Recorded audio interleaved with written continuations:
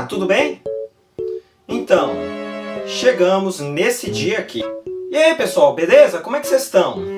Pois eu estou bem, só que um pouco preocupado, sabe?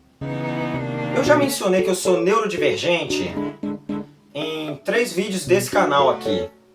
Eu sou autista, TDAH, porém eu mencionei apenas por mencionar e não entrei em detalhes.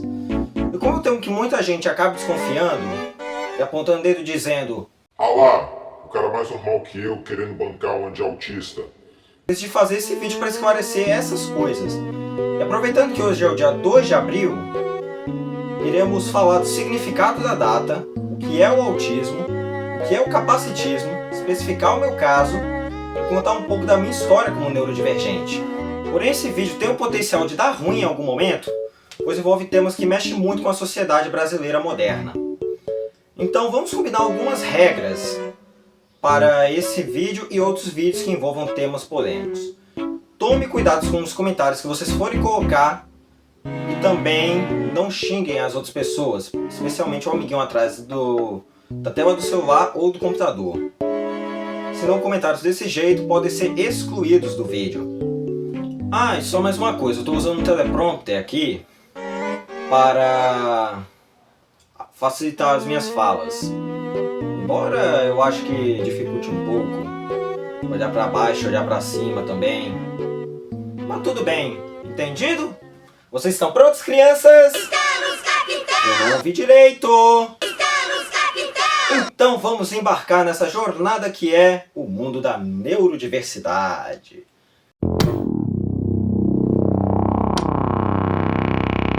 Pois é. Então, primeiramente, o que é o autismo? O autismo é um transtorno neurológico bem complexo, geralmente caracterizado por 2 coisas. Primeiro, deficiência intelectual e deficiência no cognitivo. Isso inclui fala, reações sociais e o sensorial do indivíduo. O autismo também é dividido em níveis de suporte, sendo que o nível 1 é marcado por dificuldades na comunicação social, o nível 2 é marcado por dificuldades na fala, raciocínio, habilidades sociais e deficiência intelectual, e o nível 3 caracteriza tudo do nível 2, mais a adição de um elemento fatal, que é a ausência da fala. O cognitivo da pessoa ainda não se desenvolveu ao ponto de aprender a falar. E mencionando assim, desse jeito, o nível 3 parece ser o mais complicado de se lidar. Porém, cada um com suas dificuldades. Você pode ser o gênio da matemática, mas ter dificuldades com toques, interações sociais, por exemplo. Isso porque eu não mencionei uma coisa. A gente conhece o autismo com esse nome, autismo, uma palavra grega para em seu mundo. Porém, o nome científico que se aplica é transtorno do espectro autista. E eu peço que vocês deem ênfase à palavra do meio, espectro. Pois todo caso de autismo é um caso diferente entre si. Porque um indivíduo pode ter um ou mais transtornos no meio. Vamos pegar o meu caso de exemplo. Eu sou autista de nível 1 suporte, mas eu também tenho o TDAH e por um bom momento da minha vida eu tive ansiedade social, porque eu tinha dificuldades em falar com pessoas, tinha dificuldades para interagir em ambientes com muitas pessoas e etc. De quebra eu vou explicar também o que é o TDAH, pois o transtorno do déficit de atenção e hiperatividade é caracterizado, obviamente, pela dificuldade da concentração da pessoa e também pela hiperatividade, que é a dificuldade de segurar os impulsos do corpo. Digo isso por experiência própria, mas eu vou explicar isso mais à frente. Agora vamos explicar o que é o capacitismo, pois o capacitismo é um assédio ou preconceito direcionado às pessoas com necessidades especiais e deficientes. Agora vamos fazer uma breve interrupção aqui. Pois desses 2 transtornos, só o autismo é uma deficiência, considerado pela lei brasileira, por questões de garantia de direitos e inclusão social. Inclusive tem uma lei de 2012 que eu vou deixar o link na descrição. E o capacitismo se manifesta por meio de uma crença de que corpos e mentes sem defeitos, entre aspas, são padrão. Inclusive julgamentos, ofensas e brincadeiras são classificados como capacitismo. Uma coisa que eu esqueci de mencionar é que existem 3 tipos de capacitismo. O capacitismo médico, quando apontam a deficiência da pessoa como se fosse uma doença, capacitismo recreativo, que é manifestado por meio de julgamentos, brincadeiras e também xingamentos, como ah lá, o autista, ah lá, o retardado, ah lá isso, ah lá aquilo. institucional, que é quando empresas não dão apoio a pessoas com necessidades especiais. Ah, e outra coisa, capacitismo é crime, viu?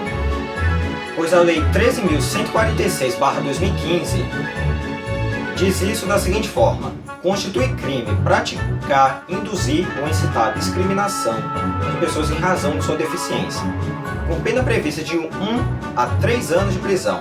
E se a ofensa foi direcionada via internet, a pena vai de 2 a 5 anos de prisão. Ou seja, alguns comentários, vídeos, posts e memes que brotam por aí deveriam render no mínimo 2 anos e meio para o indivíduo que postou, repostou ou fez. Porém, como esse tema ainda é um tabu em nossa sociedade, muita gente só faz a alerta e não faz a denúncia formal. Mas como a internet, em especial o celular na mão, abriu a caixa de Pandora, muita gente começou a falar explicitamente que era preconceituoso na lata, assim, na lata. Inclusive chamando quem reclamava de mimizento e frescurento.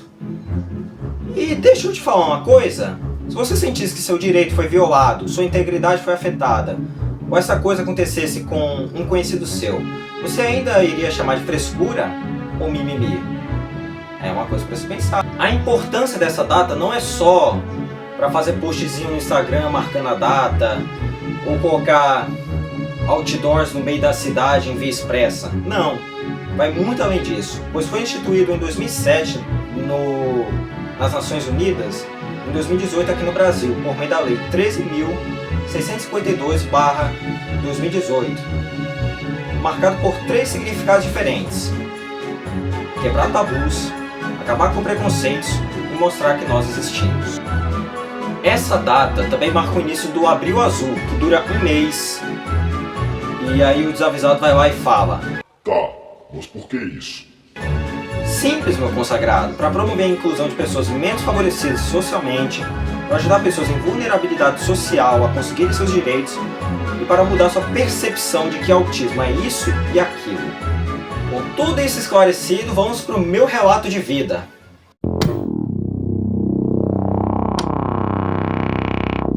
E direto ao ponto, os meus pais suspeitaram que eu tinha algo de diferente com mais ou menos uns 3 anos de idade, que eu tive uma crise sensorial em público. As crises sensoriais são a overdose de estímulos que muitas vezes é erroneamente confundido com birra ou malcriação. Então eu sugiro que quando você vê uma criança gritando, berrando e chorando perto dos pais, e principalmente se estiver usando esse cordão aqui, desvie o olhar e não dê palco. Mas o que importa nesse mesmo tempo é que os meus pais foram para uma reunião da escola e receberam a seguinte notícia: o seu filho não é de se comunicar com as outras pessoas. Isso fez com que meus pais me pusessem na terapia com 3 anos de idade. De início o médico analisou e disse que não tinha nada demais em mim, que o problema era com eles.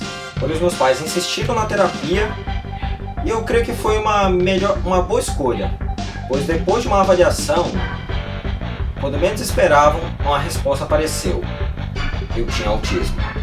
Com 7 anos de idade, meu diagnóstico foi fechado. Detalhando um pouco mais do meu caso, eu sou um autista de nível 1 de suporte, que em teoria é o caso mais leve, também o caso que seria o mais fácil de lidar. Mas embora tenhamos algumas facilidades em algumas áreas, eu em outras partes sou um pouco mais comprometido. Por exemplo, eu consigo ouvir direito, mas a resposta muitas vezes não dou na hora. Sei detalhar as coisas como elas são e também falar perfeitamente, porque eu tenho dificuldades em relações sociais.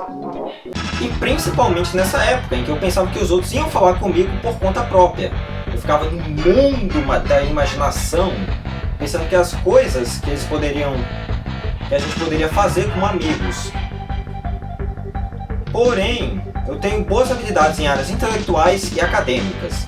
E se você fez um paralelo, sabe que isso pode ser associado à síndrome de Asperger, que era até 2021 o nome que se dava para a condição do autismo nível 1 de suporte.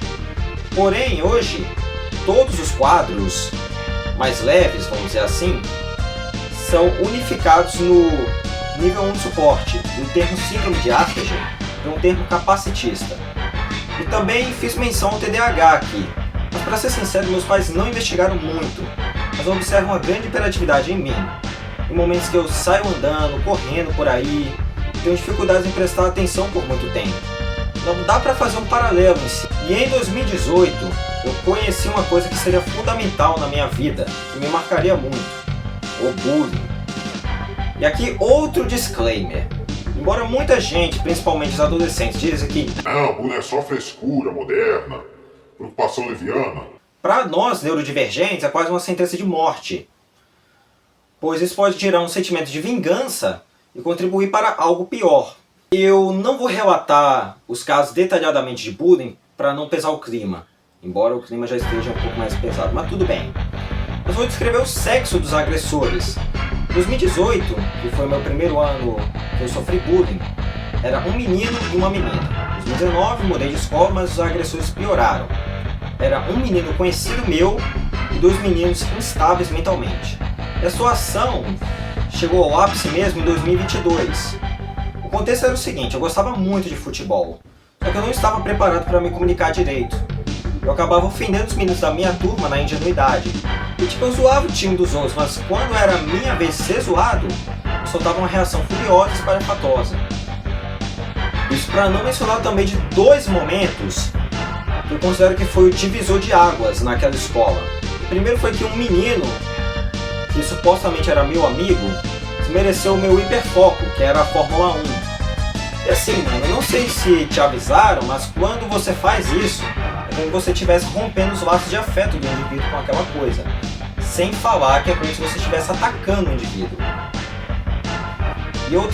E outro incidente que ocorreu, que virou o meu mundo de ponta cabeça, foi quando eu ouvi uma barbaridade que um menino falou, acabei falando para uma menina. Não vou detalhar o que era, mas era bem pesado. E com esse incidente acabou o meu respeito pelas outras pessoas naquela escola. Só para deixar claro, o que acabou de verdade foi a admiração das outras pessoas por mim naquele momento. Pois eu passei a ser visto como um cara diferente que não valia a pena ficar por perto. Porém, no ano seguinte, a situação piorou severamente, pois o mesmo bullying que aconteceu com os meninos em direção a mim, aconteceu também das meninas em direção a mim. O que aconteceu? Eu virei alça de mira dos ataques e deboches delas, porque eu acabei fazendo uma besteira, e aí depois o pessoal começou a me tratar como se fosse um animal. Inclusive, eu acabo me culpando muito por eu não ter reagido à altura. Mas pensando bem, talvez tenha sido a melhor opção que eu tomei na minha vida. Inclusive, também, nessa época eu passei a tomar remédios. Eu tomava Amitril, que para quem é farmacêutico, sabe que Amitril é um remédio antidepressivo e calmante também, que ajuda no sono e na regulação dos pensamentos. E no fim de 2023, início de 2024, refleti muito sobre minha existência e me culpava por ter deixado o assédio que eu havia passado ter acontecido comigo. Fiquei extremamente pensativo sobre o que tinha ocorrido em 2 anos. E eu pensava, será que eu sou o problema? Porém, apareceu uma luz no fim do túnel de Mônaco. Eu passei no exame de seleção de uma nova escola e a partir daqui as coisas começaram a melhorar para mim. Pois eu desenvolvi melhor as minhas habilidades sociais e com muito apoio dos meus amigos e do pessoal da coordenação, eu estou evoluindo e me desenvolvendo. Embora algumas pessoas tenham aparecido e me julgado sem dó nem piedade, saiba que não tem nada de errado comigo. Que eu sempre serei autêntico, não importa o que aconteça. Não cabe a vocês julgarem, nem menosprezarem eu e a pessoa ao seu lado.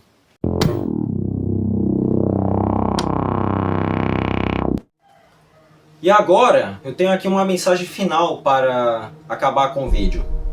direcionado para os meus agressores, as pessoas que eu agredi sem perceber na época, e também para nós neurodivergentes. Primeiramente, eu acredito no princípio da evolução. Embora você possa discordar de Darwin, não dá para negar que ele foi importante para a história da ciência. Da mesma forma que o ser humano pode ter evoluído do Homo sapiens, uma pessoa pode evoluir em maturidade, forma de pensar e etc. E tipo, o meu eu de 13 a 14 anos não é a mesma coisa do meu eu de 17 anos. Pensamentos mudaram, palavras em algum momento tiveram que ser ministradas, e atos tiveram que ser repensados. Também destaca aqui uma coisa: vale a pena insistir em provocar a pessoa, tratar a pessoa como indiferente, ou ser arrogante por conta própria, sabendo que isso que você faz é antiético? Uma hora a vida vai cobrar isso, vai cobrar muito caro. Hoje você pode estar numa fase muito boa da vida, mas amanhã você pode estar numa fase não muito boa. E digo isso por experiência própria. Por isso tome cuidado com as suas ações, com o que você fala e faz. Também um recado para nós neurodivergentes: não baixe a cabeça diante dos agressores. Sejam valentes contra as agressões. Tome cuidado com suas ações, com suas falas, para não serem mal interpretados. E por fim, sejam fortes. Não na parte física, mas nisso aqui. Pois uma mente forte alimenta um bom futuro. E esse foi o vídeo, pessoal. Confesso que eu não sei do que esperar desse vídeo. Mas se você gostou, não se esqueça de deixar o seu like e se inscrever no canal. Isso ajuda na divulgação do vídeo. E nos vemos na pista e nos diálogos.